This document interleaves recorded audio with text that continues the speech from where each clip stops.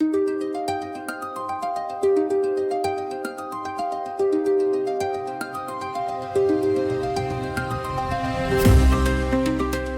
and welcome to the Black Complementary Therapist. I'm Pauline and I'm glad you're here. This is a space where we explore wellness, healing and the power of complementary therapies, especially through a Black lens. Each week we're diving into stories, tools and insights that support mind, body and spirit. So grab a cuppa and let's get today's conversation started. Today's conversation is all about stretching. But before I get into that, let's breathe. There's a lot been happening this week and I'm reflecting on many parts of the world where there is no peace. There may be peace on paper, but peace for people to live with a sense of settled calm, a peace that's not stolen because you just need to get by, with some dignity. That's all people want, some dignity, some time to reflect on where they are and how they can move on and build on what they have. Today's breath work, I want to save for some dignity. Let's try to project that out. Okay, breathe.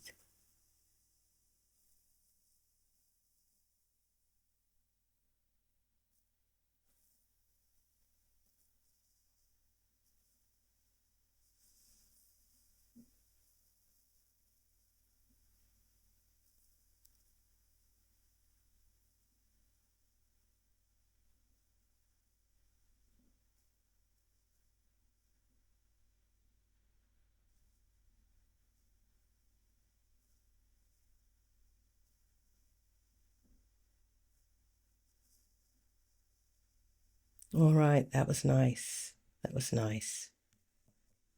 It's been a beautiful week. This week, just gone, and the last few weeks, I've been in the treatment room now for 6 to 8 weeks. It's a pleasure. It's an absolute pleasure. And it's a pleasure meeting new clients, as always, that drop by. I've noticed a change with the clientele somewhat. I think where I was before, there were a lot of apartments and people were just dropping in from their apartments and then heading back home, so they didn't have that stressful interlude from my treatment rooms to home. Those clients may continue to come see me, but others may drop off. That's fine. The new clients that I'm having are working more in the neighbourhood, and so they drop in before work or after work, and they're bringing issues to do with the ergonomics of their desk space, to do with the stresses of work, and just wanting a time to relax before heading home or heading in. That's okay. That's a good thing to book in for a treatment for. I'm still seeing the pregnancy ladies who book their subscriptions so that they have their monthly or bi-monthly check-in before or after their regular visits to their antenatal teams, which is really lovely too. This week, I went for one of those walks with my sister again, and this time we explored a different neighbourhood, and it made me think about what it is about walking. Why is walking considered an integrating act? And when I say integrating, I think it's like you're walking someplace you've been before, and for some reason you feel like there's some sort of resolution when you decide that the walk is finished. Something's happened, alchemy or something. I'm thinking it's because there's a lot that goes on during the walk that we don't normally acknowledge.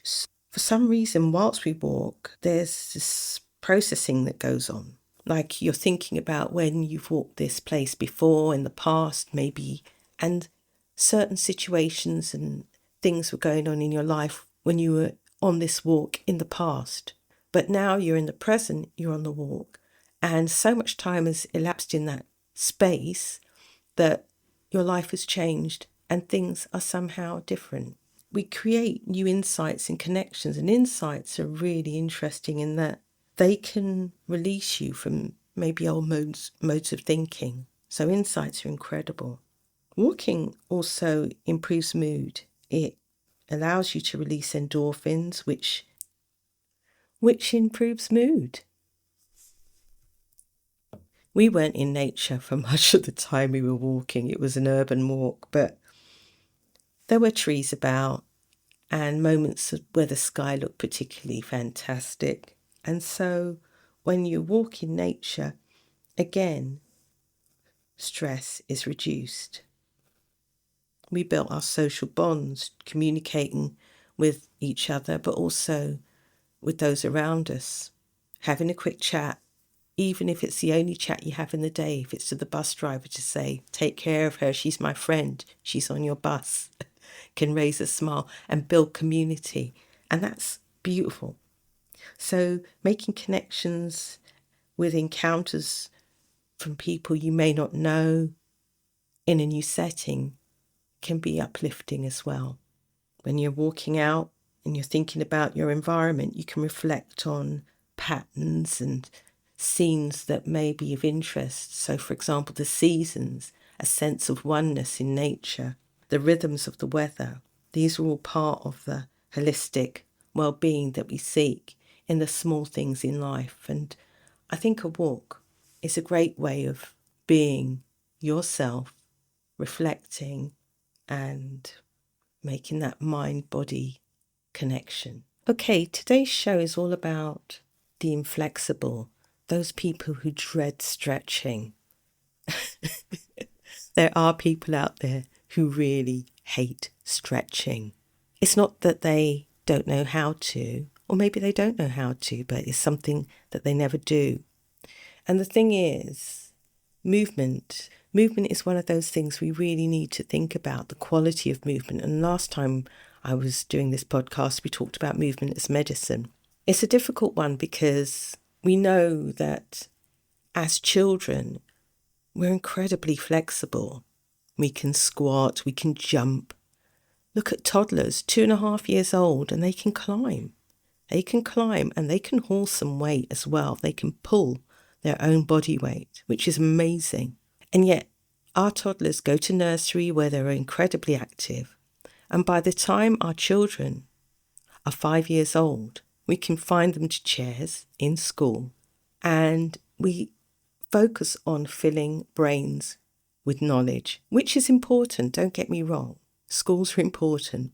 But the mode of teaching, seated, when some children find it incredibly difficult to remain seated, it's a conundrum. How can we allow children to be children and use their bodies to the best of their ability whilst giving them knowledge? We tend to stay seated from the age of 5 to till college or uni and continue that. And then we say to our bodies, we're going to give you an hour a day to do exercise in, 8 hours a day to sleep, and then the rest of the time moving about or seated. That was the movement and medicine episode, wasn't it? So what happens to our bodies when we're seated for a big chunk of the day?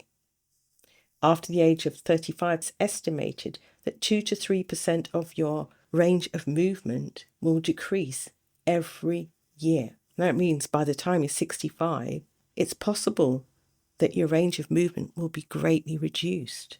We tend to say that if our range of movement is reduced at 65, that is natural aging. But what if there is a different reality, that we don't lose 2 to 3% of our range of movement per year until we're 65 and suddenly find ourselves inflexible? What if we could reverse that? What if we could turn back time? Wouldn't that be amazing? And would that be a miracle? Let's talk about it. How could we maintain, in our modern urbanized world, a way of moving our bodies, moving and stretching, so that we could affect all of our muscles, tissues, ligaments, tendons, blood vessels, nerves, lymphatics, fascia, and viscera? How can we do that?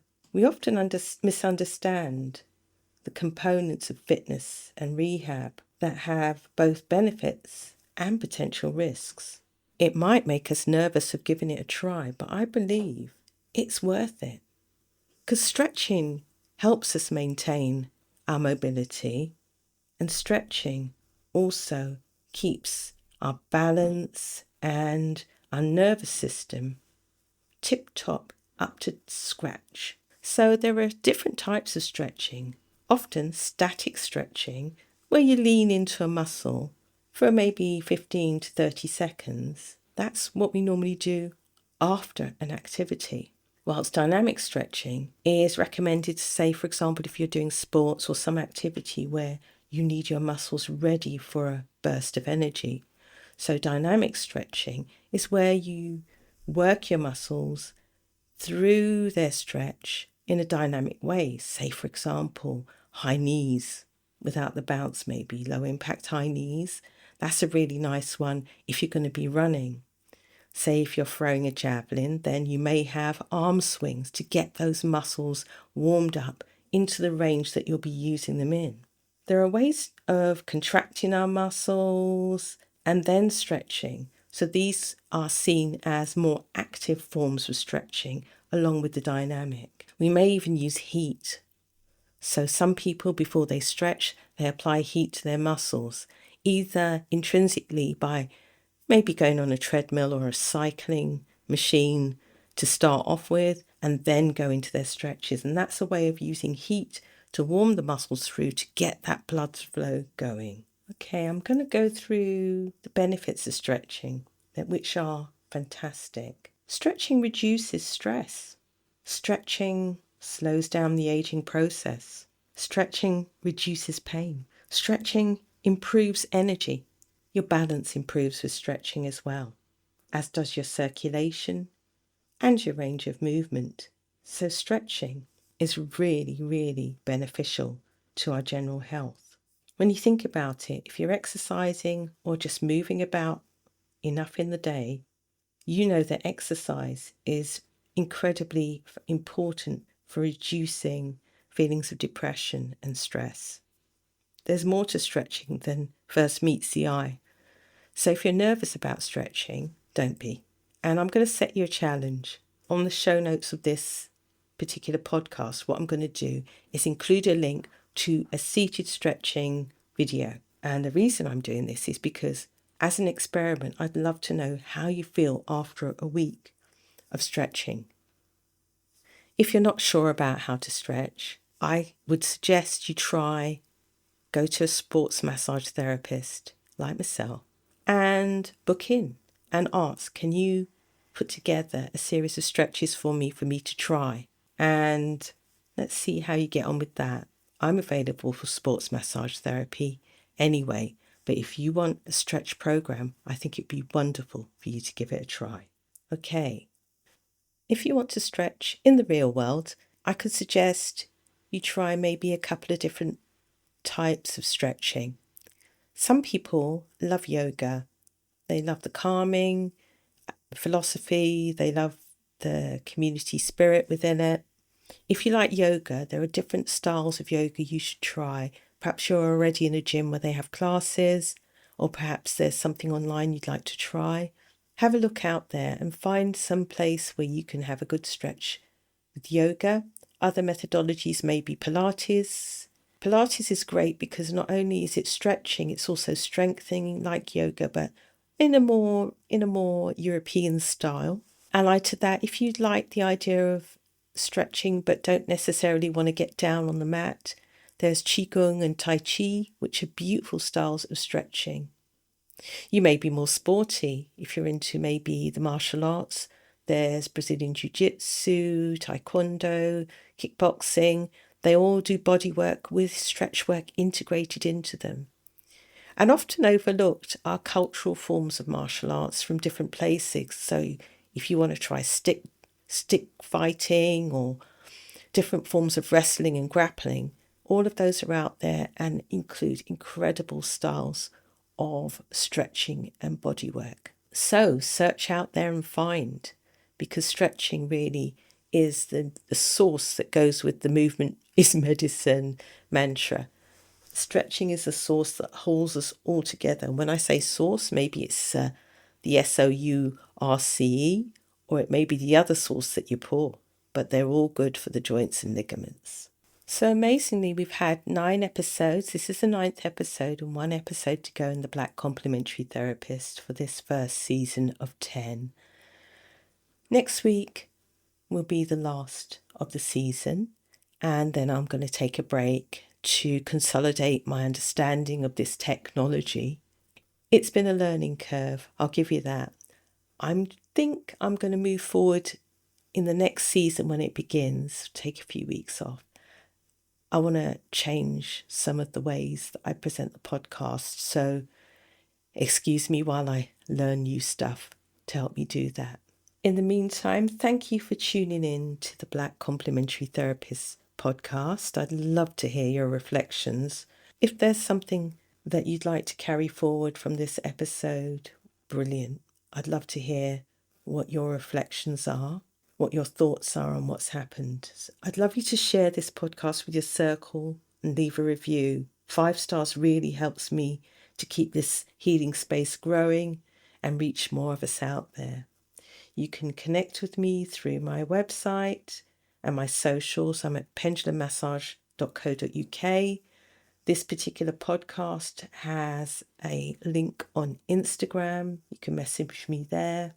And yeah, until next time, walk well, stay rooted, and remember your well-being is powerful. Take care then.